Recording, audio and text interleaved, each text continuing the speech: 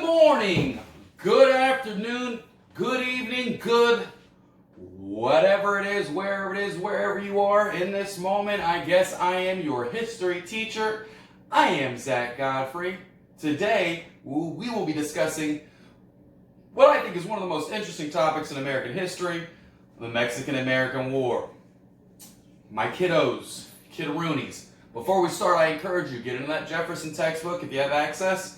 Chapter 13, the Manifest Destiny chapter. Lesson 3, the lesson that covers the war with Mexico. It will pretty much parallel the lecture today. Alright, Mexican-American War. You know how we take notes. There will be an online assessment to complete after this as well. Here we go. Topic number one. Topic number one, we'll go ahead and call the New Mexico region. So, Mexico wins its independence with Spain, 1821. You know that. That's background knowledge. They want their nation to be successful economically. We recollect the deal they did with Americans to migrate into Texas in a somewhat similar fashion, not to necessarily promote settlement, but to promote trade. They encourage Americans to trade in what's called the New Mexico region. So that region is now the modern-day southwest United States, but at the time it was called New Mexico, and it was like North Mexico, Northwest Mexico. So they encourage Americans to start trading in that region. There is a trade route that gets established called the Santa Fe Trail, becomes a very prominent, successful trade route from east to west or west to further west between Americans and Mexicans. It's in many cases, many Americans' introduction to the New Mexico region for the first time. And in addition, it increases attitudes of manifest destiny, because as Americans get a little taste of moving like into the West, they just believe it's their right, their fundamental divine right to stretch their nation from sea to shining sea, their American manifest destiny. So the Santa Fe Trail is established in the New Mexico region after Mexico promotes American trade in that region, and it will increase attitudes of manifest destiny in regards to westward expansion. Remember, there are lesson resources in our Jefferson text for every lesson. There is a lesson resource that has a map of the Santa Fe Trail. I super encourage you to take a look at the map, either right now, pause, go look at the map, or do it when you're done watching the lecture. Take a look at the map, make it come to life. That's topic one, New Mexico region. Topic two.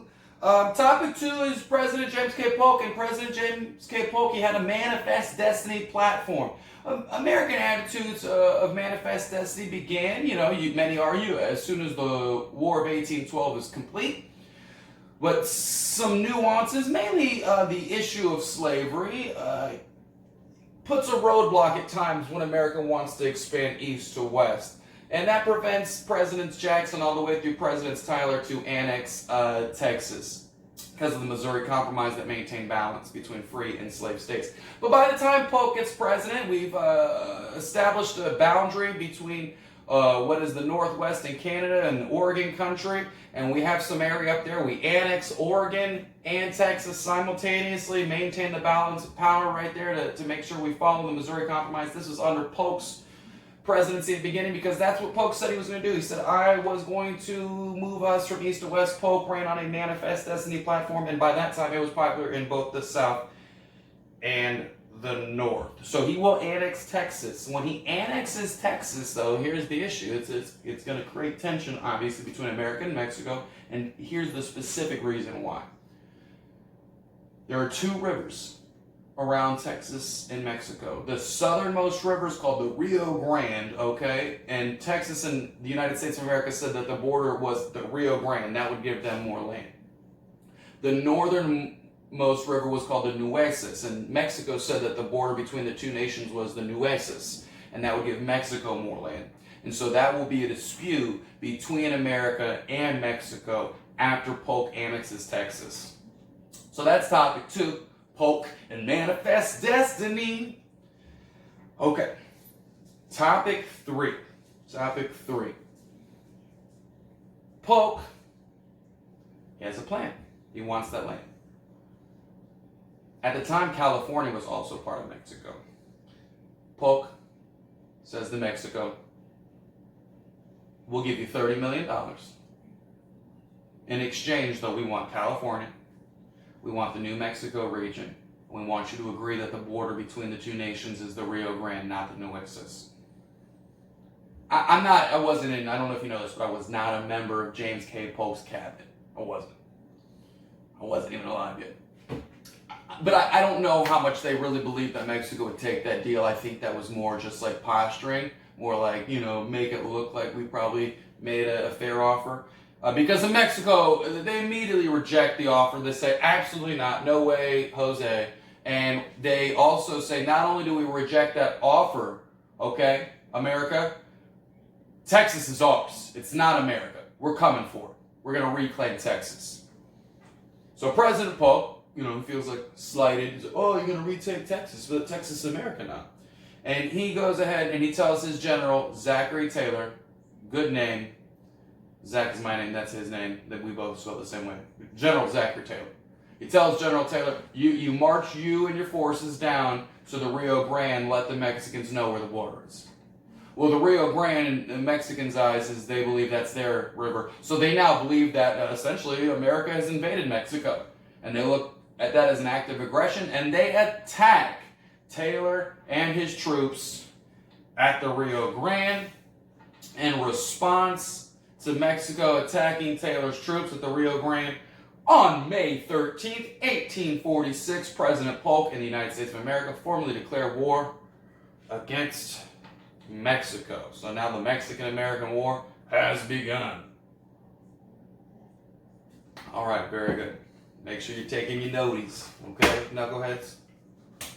Here we go, topic 4. We're in war now. It's happening. This thing is going down. And we've been around a lot longer than Mexico. We are a more established nation at this point. And unfortunately for Mexico, they're not putting up much of a fight. We are very successful between Texas and Mexico, that disputed border region. We, as far as America, are very successful throughout New Mexico. And so that's happening. We're having success. Is that it for that? I think that's it. Having a lot of success in the war in the Texas-Mexican border region and the New Mexico region. All right. Next topic. Around the same time that the Mexican-American War is being fought, and even slightly before, some Americans started to sprinkle into California and settle in there. Some, not many, but some. But America knew that. And somebody had it's a pretty genius plan. They said, hey, why don't we send like a military leader into California, and he can like encourage the Americans that live there and like help organize a revolt against the Mexican government, which controlled California. And that's what America does. They send General John C. Fremont to California to organize a revolt to help. It might have started before he got there, but it wasn't like a big deal. But when he gets there, he really makes it something. It's called the Bear Flag Revolt because the bear is a symbol of California, and it's essentially these Americans that live in California that are fighting a revolt against the Mexican government at the same time the Mexican-American War is being fought. They are successful and quickly gain their independence. They claim victory. They established the Bear Flag Republic. It's only exists for like a couple of months until California is formally included into American land. It won't immediately be annexed as a state, but it will be included into American land very quickly after the Bear Flag Republic is created. But it's an interesting story. It's one of the ways that California does become part of the United States. It's led by General John C. Fremont. In Lesson Resources, there's a bio of that gentleman, and there's also a primary source of the actual flag of the Bear Flag Republic. And so that's the Bear Flag Republic. That's topic 5. I don't know if I ever said that. That was topic 5. Topic 4 was General Taylor and America's success and the Mexican-American War. So topic 6, now we're moving on, and we're moving pretty fast on this one today.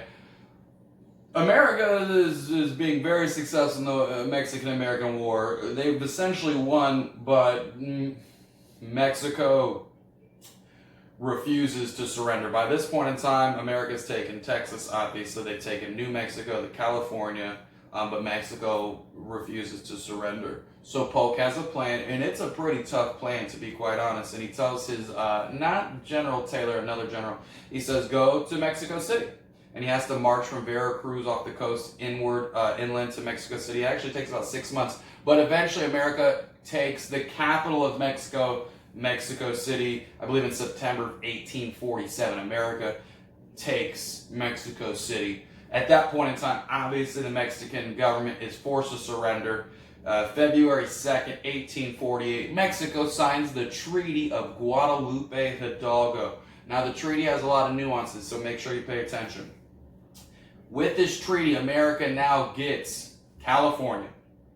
What is now, I apologize. America will get what is now California, Nevada, Utah. It will also get most of, if not major parts of, Arizona, New Mexico, Colorado, and Wyoming. In addition, Mexico formally agrees that the border between the two nations is in fact the southern border, the Rio Grande.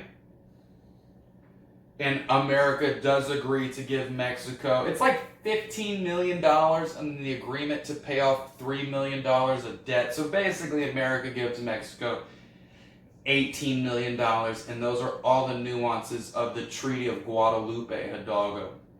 This will, like, in hindsight, when we look at something in the past, will be known as the Mexican Cession. Cession is like a formal giving up of property, of an item, and so this is obviously an example of Mexico formally giving up a significant amount of territory. And even just a few years later, in what's known as the Gadsden Purchase, another agreement between the United States and Mexico, the United States goes ahead and buys the rest of what eventually be the state of Arizona and the state of New Mexico. And because of the Mexican-American War, which most likely would not have happened without the Texas Revolution, and a few other things that were happening in the North, Pope did it. America did it. That concept of manifest destiny, whether it was divine or not, it happened. America is now sea to shining sea, and it's crazy. And you would think, like, wow, what a great time to be American. And they're just going to continue to grow. They're obviously becoming a very powerful, prominent nation. And they are going to continue to grow, obviously. But we know there's like something dark behind the whole curtain of America and manifest destiny that's essentially going to prevent us from continuing to grow at the rate we were. And I think you know what's behind that dark curtain. Unfortunately, that's slavery, and that's going to create tension between regions in America that are going to prevent us from growing at the rate we need to in this time period. But I'm going to stop talking about that for a second. That is the lesson today. That's the Mexican-American War. Take the notes, write your summary, take the online assessment. Be great, be you, be sweet, do a chore, move your body, okay? I'm your teacher, Mr. Godfrey. I love you guys. Peace.